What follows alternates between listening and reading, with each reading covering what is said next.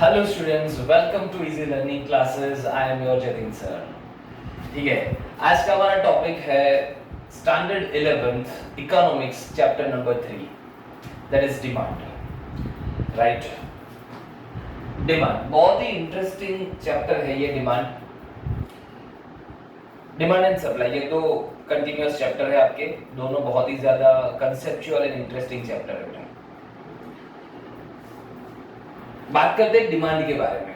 तो पहला जो आंसर दिमाग में आता है, अगर मैं पूछूं आपके कि डिमांड क्या है, तो आप बोलोगे कि सर डिजायर, अपनी इच्छा। उसको हम नॉर्मल सेंस में डिमांड कहते हैं। फॉर एग्जांपल, मुझे कोई ब्रांडेड शूज चाहिए, तो नॉर्मल सेंस में बोल सकते हैं कि भाई वो डिमांड। ठीक है, अपार्ट फ्रॉम दिस, मुझे कोई अच्छी वाली कार चाहिए, तो नॉर्मल सेंस में जनरली हम बोल देंगे demand.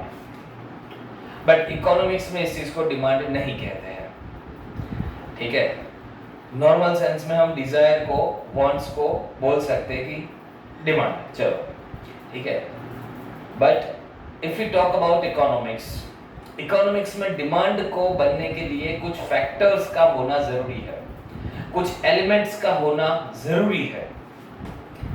There are 5 different factors to be present simultaneously, यानी कि एक साथ 5 चीजें होनी चाहिए डिमांड बनने के लिए, है ना।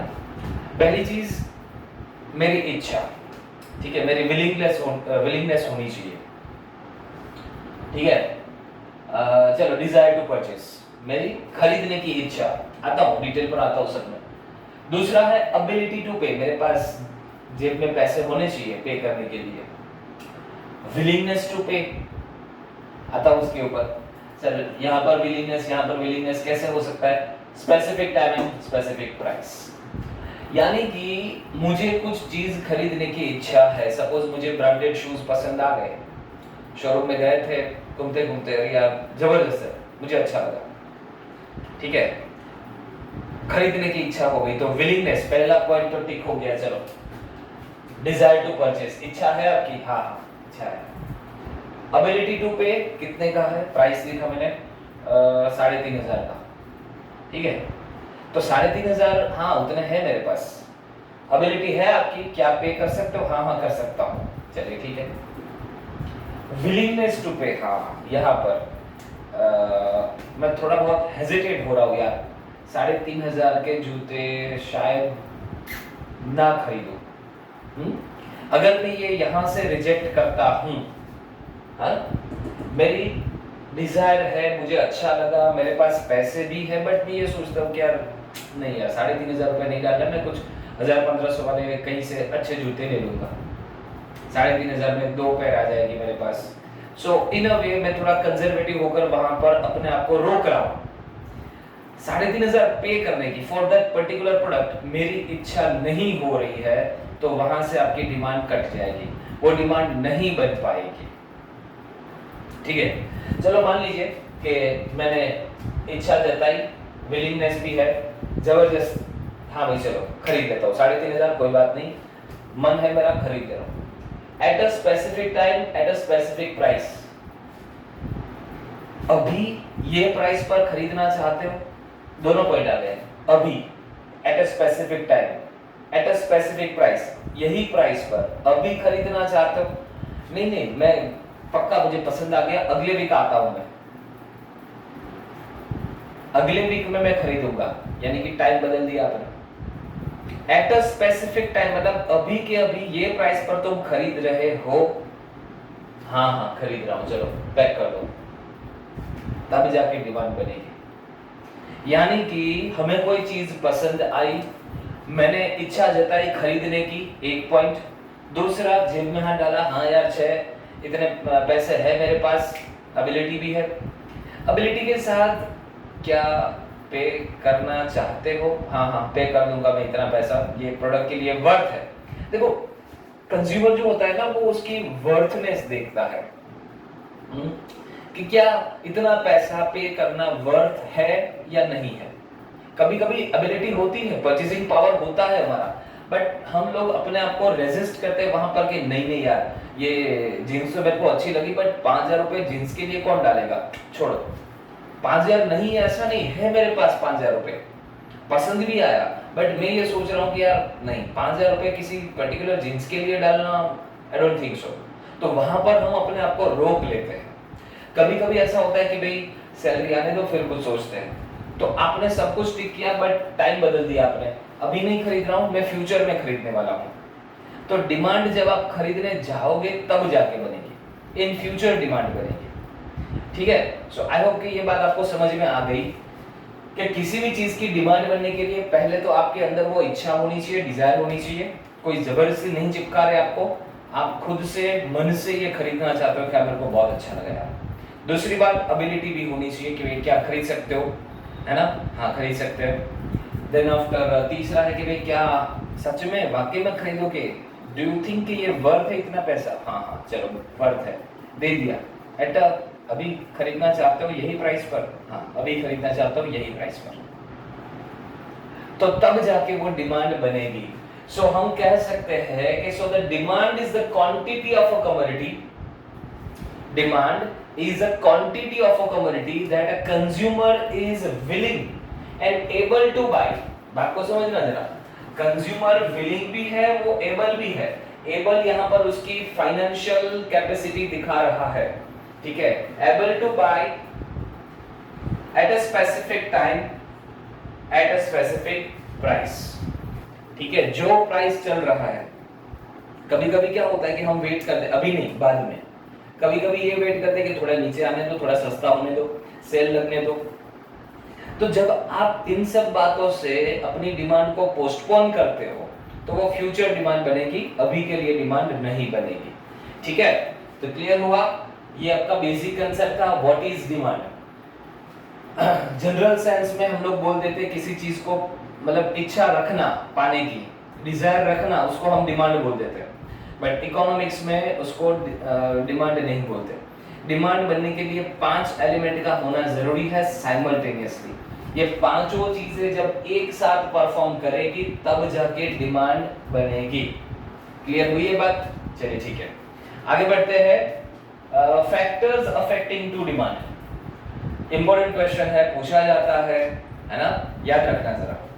फैक्टर्स अफेक्टिंग टू डिमांड, देखो जब भी कोई बड़ा आंसर आप लिख रहे हो तो फैक्टर्स को एक बार पहले मेंशन कर दो, है ना, एंड देन आफ्टर उसको वन बाय वन एक्सप्लेन करते जाओ। राइट, मैंने यहाँ पर समराइज कर दिया आपको, चाहो तो इसका स्क्रीनशॉट ले सकते हो आप पूरा, what is demand and factors affecting to demand, screenshot आप ले सकते हो।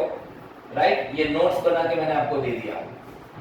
आगे बढ़ते हैं, फैक्टर्स अफेक्टिंग टू डिमांड। देखो बेटा, दो बड़े फैक्टर में हम डिवाइड करेंगे, एक है प्राइस फैक्टर और दूसरा है other than price factor. Question क्या, पहले वो समझ लो। फैक्टर्स अफेक्टिंग टू डिमांड यानी कि किसी चीज के लिए डिमांड बनेगी या नहीं बनेगी, ये फैक्टर्स रिस्पॉन्सिबल है ना, whether it is a price factor और अदर देन प्राइस फैक्टर।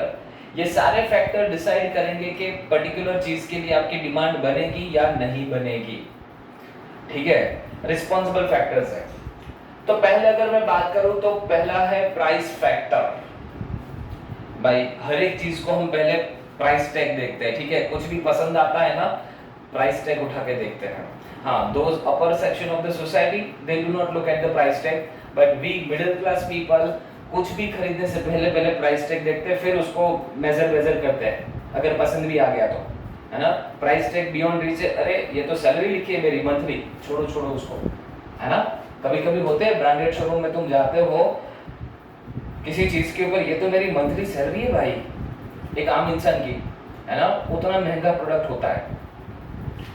तो कहने का मतलब ये है कि at a higher price, generally मैं बात कर रहा हूँ, जनरली लोग जो है हायर प्राइस पर चीजें अवॉइड करते हैं। होना भी चाहिए, जाहिर सी बात है, क्योंकि सबकी अफोर्डेबिलिटी जो है वो डिफरेंट है, इनकम लेवल डिफरेंट है।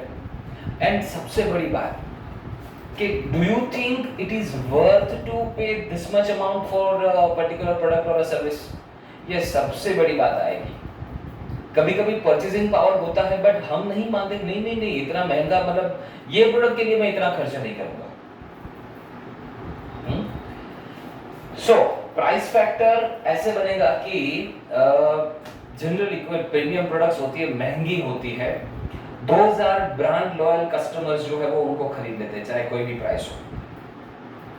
बट एक आम इंसान जो है वो मे बी अपने आप को रेसिस्ट करेगा, नहीं इतना महंगा प्रोडक्ट है, सॉरी हम नहीं बाई कर रहे। फॉर एग्जांपल मोबाइल फोन्स की बात करते हैं, तो मोबाइल फोन्स में क्या कि वो लेटेस्ट वर्जन जब लॉन्च होता है तो वो पिक प्राइस पर लॉन्च होता है, फिर भी लोग खरीदते हैं। आपने देखा होगा कि लोग लाइन में खड़े होते हैं, है ना, वो मतलब एक क्रेज है उतना कि भाई मेरे पास आ गया, लॉन्च होते ही मेरे पास आ गया, एडवांस बुकिंग था, ये वो ब्ला ब्ला ब्ला। सो हायर प्राइस पर भी वो डिमांड कर रहे हैं 2000 exceptional people, brand loyal people. कुछ लोग होते हैं, जनरली लोग होते हैं कि जो मतलब प्राइस को थोड़ा डाउन आने दो, जरूरी नहीं कि भाई आते ही तुरंत खरीद लो, 2-3 महीने 6 महीने जाने दो, थोड़ा प्राइस डाउन होने दो फिर खरीदते हैं। So at a lower price it attracts more consumer, at a higher price आपका जो लॉ ऑफ डिमांड हमारा है, at a higher price lower demand, at a lower price higher demand. Fine, तो प्राइस फैक्टर आपकी demand कैसे, तो कि जैसे मैंने आपको बताया हायर प्राइस पर शायद लोग जो है वो अपने आप को रेजिस्ट करें, हायर प्राइस पर मे भी अवॉइड करें प्रोडक्ट को, बट जैसे ही प्राइस लोअर होता है प्रोडक्ट के लिए लोग हाँ क्वालिटी भी होनी चाहिए साथ ही साथ। So lower price with better quality people are ready to buy those product और सर्विस। तो ये तो हुआ हमारा पहला फैक्टर, प्राइस फैक्टर। डिमांड बनी कि नहीं बनी, अगर मैंने देखा महंगा प्रोडक्ट है मोबाइल फोन 1,50,000, छोड़ दे भाई, नहीं बनी डिमांड, समझिए क्या, है ना। और वहीं पर मिडिल रेंज वाले मोबाइल फोन्स में 35,000, ठीक है खरीद सकते हैं, दिक्कत नहीं है, समझे। This is the difference. Demand है मतलब खरीदना है, वो मेरी डिमांड है, बट मैं प्राइस को देखते हुए डिसीजन लूंगा कि हाँ या ना। मोबाइल खरीदने निकले हैं बट इतना महंगा, छोड़ दे भाई, थोड़ा कोई और दिखाओ। तो वो पर्टिकुलर प्रोडक्ट मैंने क्यों छोड़ दी, उसकी डिमांड क्यों छोड़ दी, क्योंकि हायर प्राइस है। रेंज में आ गया प्रोडक्ट, हाँ चलो ये खरीद सकते हैं, फीचर्स देखते हैं, पसंद आए तो ये खरीद लेंगे, ठीक है, लाइक दिस। तो price can be a deciding factor to buy a particular product और to reject a particular product. Clear, चलिए। Now other than price factor में हमारे पास 1 2 3 4 5 फैक्टर्स आर देयर। 5 फैक्टर के बारे में हम बात करेंगे। प्राइस तो फैक्टर है ही, जो मैंने बोला वो तो है ही, इसके अलावा लोगों का टेस्ट एंड प्रेफरेंस भी मायने रखता है, वो ना, शौक बड़ी चीज है। तो मैंने आपको कहा कि ये अपना मोबाइल फोन्स हो, कार हो, फिर आपने अगर देखा हो तो सेलिब्रिटी जो भी है, मतलब फुटबॉलर्स है या क्रिकेटर्स है, वो जो भी शूज वगैरह खरीदते हैं या XYZ प्रोडक्ट को अगर वो प्रमोट करते हैं तो उसके जो फैन फॉलोइंग है, कुछ डाई हार्ड फैंस जो होते हैं, हाँ भाई ने खरीदा हम भी खरीदेंगे, भाई वो महंगा है नहीं फिर भी खरीदेंगे, किडनी बेचेंगे बट खरीदेंगे प्रोडक्ट। तो वो सेलिब्रिटी है, वो खरीद सकता है भाई, एक नहीं वो 4 प्रोडक्ट एक साथ खरीद सकता है, दिक्कत नहीं है। बट हम तो आम इंसान है ना, हमें वो नाप तोल करके लेना पड़ता है भाई। बट फिर भी वो कुछ होते हैं ब्रांड लॉयल कस्टमर्स, फैन होते हैं, भाई ने बोला है करने का तो करने का। इसलिए सो टेस्ट एंड प्रेफरेंस बड़ी बात है, क्योंकि हायर प्राइस पर भी कभी कभी लोग जो है वो खरीद लेते हैं, and those people are the exception to the law of demand. आपको पता होगा, ठीक है, वो लोग एक्सेप्शन है। बाकी लॉ ऑफ डिमांड ये कहता है कि हायर प्राइस पर तो अवॉइड करना चाहिए, वो लोग खरीद रहे हायर प्राइस पर भी। क्यों, तो कि भाई पसंद आ गया मुझे, प्राइस क्या चीज है, पसंद आ गया मुझे, खरीद रहा हूँ। चलो एक बात, अभी दूसरा एंगल, कभी कभी सस्ती प्रोडक्ट है, सस्ती है खरीद ले, जरूरी है सस्ता है तो खरीद ही लूं मैं, अरे सस्ती है पर क्या करूं, मुझे पसंद ही नहीं आ रही है, मेरा प्रेफरेंस ही नहीं है, वो नहीं समझ आ रहा है, नहीं जम रहा है मेरे को, छोड़। तो कभी कभी सस्ते होते हुए भी हम शायद उसको अवॉइड करें। यहाँ पर मैं प्राइस की बात नहीं कर रहा हूँ, यहाँ पर मैं पसंद नापसंद की बात कर रहा हूँ। पसंद आ गया, हायर प्राइस है, खरीद लिया, पसंद नहीं आया, सस्ता है, छोड़ दिया। तो ये टेस्ट एंड प्रेफरेंस अफेक्ट कर रहा है। इनकम ऑफ अ कंज्यूमर सबसे बड़ा फैक्टर, ठीक है, इनकम ऑफ अ कंज्यूमर। देखो हमारे माइंड में बहुत सारी विशेष होती है कि ये खरीदना है, वो खरीदना है, ये है, वो है, यहाँ जाना है, वहां जाना है, घूमना फिरना। ये जो विश लिस्ट होती है हमारी, वो विश लिस्ट में क्यों है? बिकॉज हम सभी एक बजट में होते हैं। एक बजट होता है, क्राइटेरिया होता है कि भाई इतने बजट में मुझे खेलना है। एंड कभी कभी क्या है, कुछ चीजें बियॉन्ड बजट होती है, तो उसको हमने लिस्ट में रखा है, विश लिस्ट में रखा है। जैसे मेरे पास प्रोविजन होगी, थोड़ा बहुत पैसा एक्सेस होगा, वो मैं खरीद लूंगा, ठीक है। वो जो बास्केट में रखा है, बास्केट में से ऑर्डर में कन्वर्ट होगा, बट मेरे पास थोड़ा प्रोविजन होने दो। बात समझे? तो वो ऑर्डर होगा कि बास्केट में ही रहेगा, वो डिपेंड करता है आपकी इनकम के ऊपर। If you have that kind of income, वो आपके बजट में बैठ रहा है, आपको उतना ज्यादा वो मतलब पिंच नहीं करेगा, छोड़ना भी इतने का है ना, खरीद लो, कोई दिक्कत नहीं है, अपने पास अच्छी खासी इनकम है तो खरीद रहे हो आप, डिमांड बन जाती है। But those are middle class people having some limited amount of income, so that they have to think about कि अभी नहीं, बाद में देखते हैं, समझे? So income is one of the factor. Fine. With the time अगर income raise होती है तो वो wish list order बन जाएगा, vice versa. फिर आता है prices of related commodity. Prices of related commodity भी कभी-कभी जो है वो डिमांड बनने या ना बनने के लिए रिस्पॉन्सिबल होता है, जिसमें दो बातें हम करेंगे। One is a substitute goods, another is a complementary goods. अब पहले दोनों का मीनिंग समझ लेते हैं। सब्स्टिट्यूट गुड्स मतलब रिप्लेसमेंट, इसके बदले में ये यूज कर सकता हूं, ये मार्कर के बदले ये मार्कर यूज कर सकता हूं, ये ब्लैक मार्कर के बदले ये वाली ब्लैक मार्कर यूज कर सकता हूं, रिप्लेसमेंट, ठीक है। चाय के बदले में कॉफी चल सकता है, मुझे सुबह सुबह ऐसा कुछ हॉट ड्रिंक चाहिए, समझ रहे हो, चाय और कॉफी चलेगा, कोई दिक्कत नहीं है। कहीं गेस्ट बनकर जा रहे हैं, ठंडा लोगे कि गर्म लोगे, मतलब चाय लोगे कि चाय कॉफी या फिर कुछ कोल्ड ड्रिंक्स वगैरह, रिप्लेसमेंट। और में बात चल रही है ये या वो, ठीक है, उसको बोलते हैं सब्स्टिट्यूट गुड्स। कॉम्प्लीमेंट्री गुड्स मतलब ये वो नहीं, दोनों साथ में कंज्यूम होगा। मोबाइल लिया मैंने, सिम कार्ड डलेगा उसमें, सिर्फ मोबाइल लिया, क्या करूं मैं इसका, विदाउट सिम कार्ड यूजलेस। चलो सिम कार्ड खरीद लिया, अब मोबाइल खरीदना बाकी है। अकेला सिम कार्ड का क्या करूं मैं, मोबाइल भी है सिम कार्ड भी है, दोनों साथ में अब चलेगा। बाइक तो आ गई है, पेट्रोल का जुगाड़ हो जाए तो निकले, ठीक है। तो बाइक चाहिए प्लस पेट्रोल भी चाहिए, पेट्रोल का कैन लेकर घूम रहा हूं, अब बाइक खरीदना बाकी है, पेट्रोल तो खरीद लिया 2 litre. When bike and petrol combines, yes, चलो निकलते हैं कहीं घूमने। So bike and petrol, mobile and SIM card, TV and remote, mobile and charger, all these are complementary goods जिसको आपको साथ में combine यूज करना पड़ेगा, अकेले का यूज नहीं है। चलिए अब हमारा टॉपिक यह है कि भाई how our substitute goods can affect our demand. देखना जरा ध्यान से देखना। मान लीजिए कि जो अपना मान लीजिए कि भाई टी है वो 30 रुपीज पर केजी चल रहा है, एंड कॉफी जो है मान लीजिए वो 45 रुपीज पर केजी प्राइस चल रहा है फॉर एग्जाम्पल मार्केट में। सो चाय के अपने कस्टमर्स हैं, कॉफी के अपने कस्टमर्स हैं, रेगुलर चल रहा है at a normal neutral stand पर। अब हुआ यूं के 30 और 45 का गैप चल रहा है। अब हुआ यूं के ये जो चाय है ना वो 30 रुपीज से घटकर आ गई, बोले मैं हाइपोथेटिकल ले रहा हूं समझाने के लिए, ये 20 रुपए केजी हो गया। अब ये जो गैप है ना 20 से 45 वाला वो बढ़ चुका है, मतलब यहाँ पर आपको चाय बहुत सस्ती लग रही है कंपेयर टू कॉफी। तो बहुत सारे कस्टमर्स जो है वो शिफ्ट कर जाएंगे चाय पर।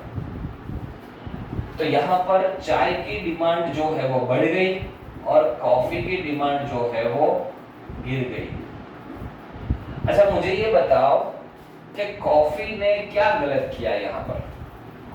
उन्होंने अपना प्राइस बढ़ाया? नहीं, वो तो 45 पहले भी था अभी भी है। क्वालिटी खराब की? नहीं, वो भी एज इट इज है।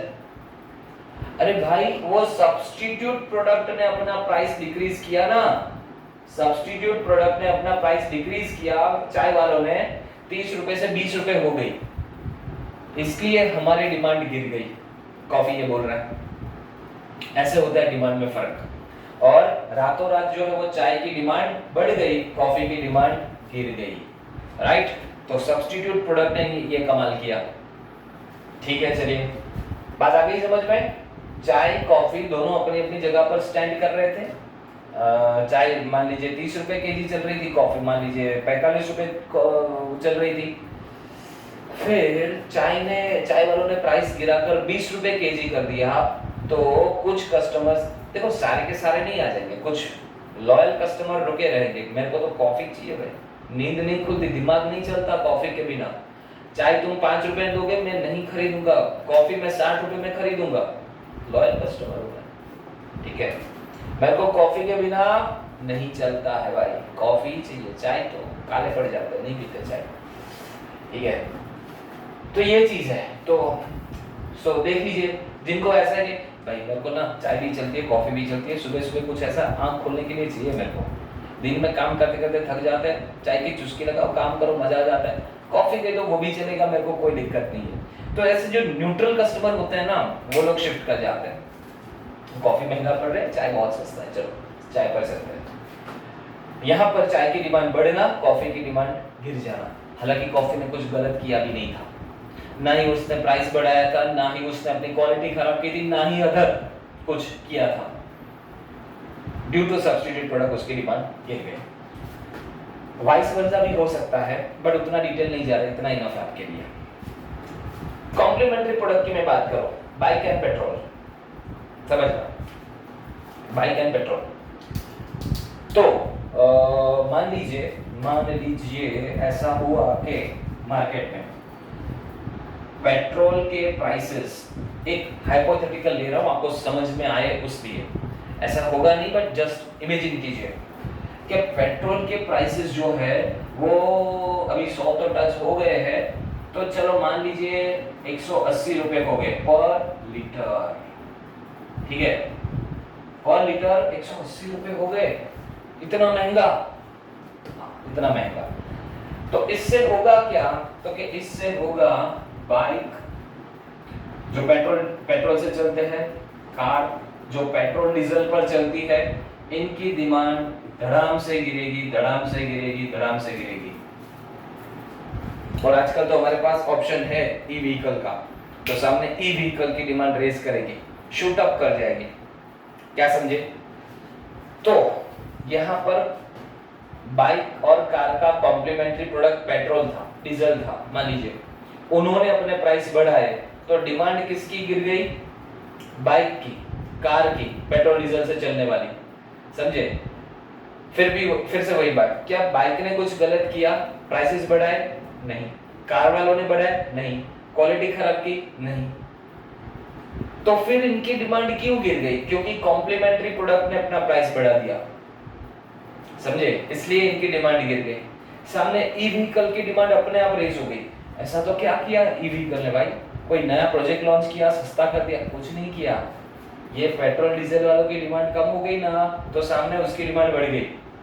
फिर ये वाला केस हो जाएगा, सब्स्टिट्यूट वाला केस हो जाएगा। ठीक, वो छोड़ दीजिए, यहाँ पर पेट्रोल और बाइक के बारे में बात कीजिए। अगर कॉम्प्लीमेंट्री प्रोडक्ट के प्राइस बढ़ गए तो सामने इनकी डिमांड गिर गई। अगर मैं रिवर्स बोलूं तो अभी 100 रुपए लीटर चल रहा है, 100 रुपए से ऐसा कुछ जादू हो जाए और 60 रुपए लीटर चला जाए पेट्रोल, तो कार और बाइक की डिमांड जो है वो बढ़ भी सकती है। समझ में आई बात? सो कॉम्प्लीमेंट्री प्रोडक्ट से आपकी डिमांड बढ़ना और गिरना हो सकता है। ये हमने एग्जांपल के साथ समझा, ठीक है? देखो इकोनॉमिक्स बहुत इंटरेस्टिंग है बेटा, अगर लाइव एग्जांपल के साथ समझो ना तो बहुत मजा आता है इसमें।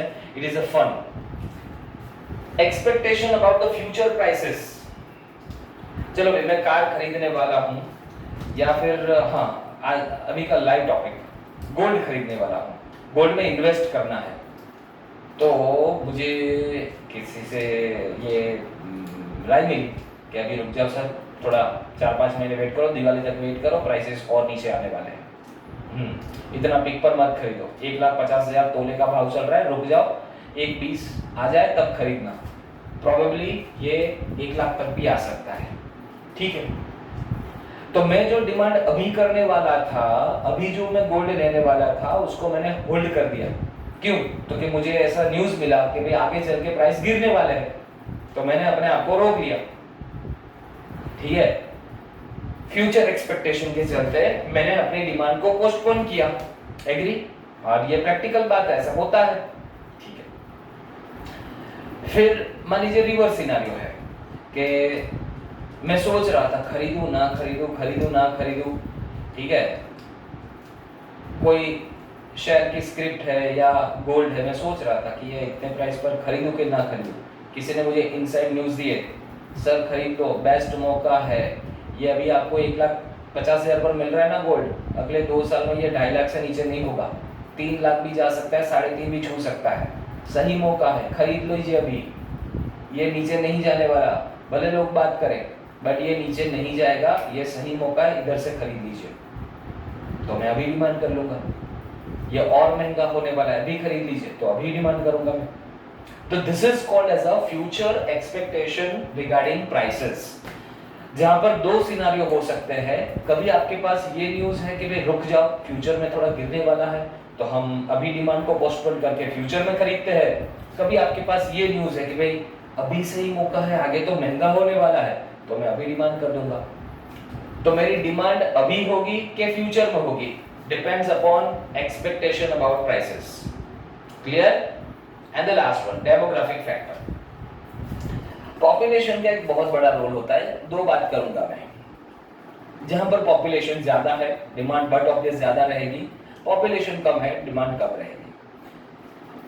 Country like India and China having a huge population in the world, largest population we do have, ठीक है, इंडिया एंड चाइना मिला के, those are the foreign nations, उनके population बहुत कम है ना, बहुत कम population है।